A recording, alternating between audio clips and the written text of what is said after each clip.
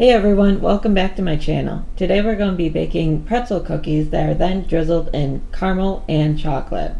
So in case you have any holiday events coming up, such as cookie exchanges or family gatherings, these are something you can definitely bring to the party besides the traditional sugar cookies. So without further ado, let's get into the ingredients that you will need to make these cookies. Alright, so these are the ingredients you're going to need. You're going to need 2 sticks of butter, and 1 egg at room temperature, heavy cream, baking soda, vanilla, salt, all-purpose flour, brown sugar, whether light or dark, your preference, some pretzels that you can chop up, chocolate wafers, and then the caramel cubes. You can either buy them in a package or I found them in the bulk section. Alright, and then for utensils, it's pretty simple. You just need 1 large mixing bowl. I had an electric mixer just to make the mixing easier, saran wrap, and then a spatula. Alright, before we get started, you're also going to need some measuring cups as well as some measuring spoons. To begin, first you want to mix your 2 sticks of butter with 1 cup of the brown sugar, either by hand or use the electric mixer. Alright, so once you get the butter and the brown sugar mixed, you can go ahead and add 1 teaspoon of your vanilla here.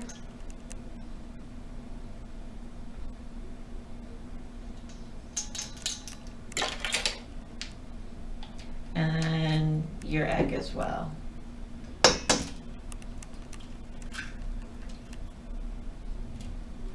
Alright, once you add those, you're going to want to mix that again as well.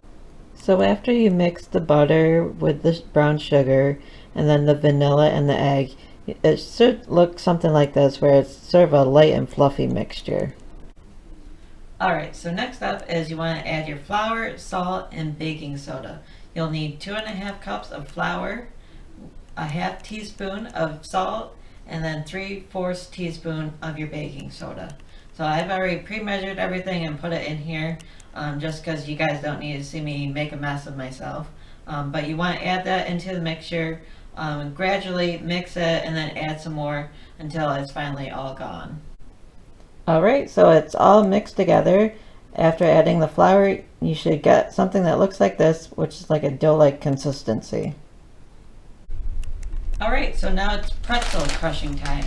So what you want to end up with is 1 cup of crushed pretzels. So you can take some and put them in a Ziploc bag, use a rolling pin to crush them up, or you can use a vegetable chopper if you have one. But what you want to end up is with 1 cup, and then add that to the mixture and mix them in. Just to give you a look, this is what the batter should look like after adding the pretzels and mixing them in. Next comes the fun part. What you want to do with your dough is divide it into 2, and then we're going to roll it into a log and then wrap it in saran wrap to place it in the fridge. So let's go ahead and start making the log here, and I'll do that so you guys can see. We'll get half of it here.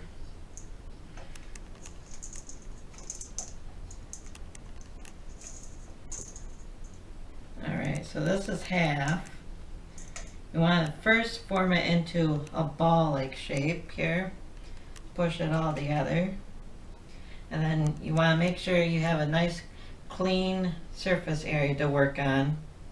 But we're just going to lay it down and start rolling it back and forth to create that log. So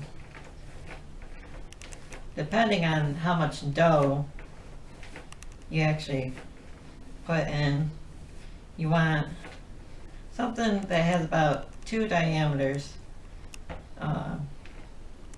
in shape, so you can squish it together. Make sure there's no cracks in your dough.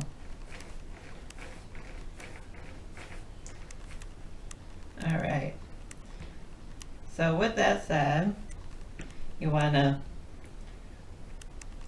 take your dough. I already laid out saran wrap, so you want to place it on your saran wrap here, and then you're going to roll it up in the saran wrap and then place them both in the fridge for at least up to 2 hours before we actually take them out and place them in the oven to bake. Welcome back. So it's been 2 hours, the dough's been in the fridge, so we want to pull that out.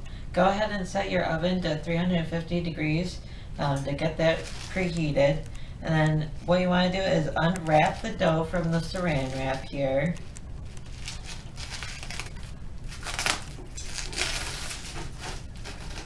Like so. You don't need that anymore. And then with a knife, I have a cutting block here. You want to cut them into the cookies a little less than ½ an inch.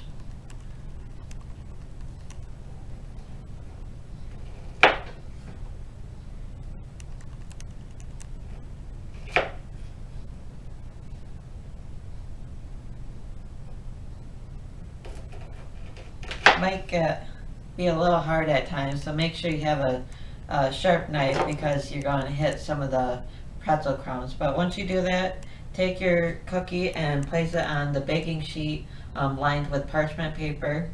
Fill the tray and then stick it in the oven for about 10 minutes. Check it, it might need a couple of minutes extra. While the cookies are baking, go ahead and start unwrapping the caramels and placing them into a soft pan. I used about a pound of the caramels here. Alright, so now the cookies are done baking and I transfer them to a wire rack to cool down. So now it's time to melt the caramels. I've set the heat to low and I've added the 1 tablespoon of heavy cream. So just keep an eye out on the caramels while they're melting, and you'll want to occasionally stir the mixture. So once you have the caramel melted, you want to work quickly in spooning the caramel onto each cookie. Just use a spoonful and place the caramel in the center. That way the caramel sort of runs to the outside of the cookies. For an easy cleanup, what I did is put a cookie sheet underneath the wire rack covered with the parchment paper that was used previously for baking. So you'll want to add the caramel, let them cool down, and then we'll add or drizzle the chocolate on top. Alright, last step. So you want to take about 1.5 cups of your chocolate wafers and place them into a microwave safe container. Go ahead and microwave them in 30-second intervals until the chocolate is fully melted. Once it's fully melted, drizzle it however you desire over the cookies.